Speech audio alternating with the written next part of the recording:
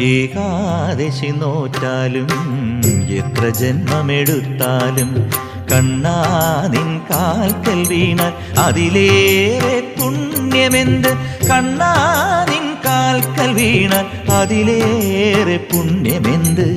ഏകാദശി നോറ്റാലും എത്ര ജന്മമെടുത്താലും കണ്ണാ നിൻ കാൽക്കൽ വീണാൽ അതിലേറെ പുണ്യമെന്ത്. കണ്ണാ നിൻ കാൽക്കൽ വീണാൽ അതിലേറെ പുണ്യമെന്ത്.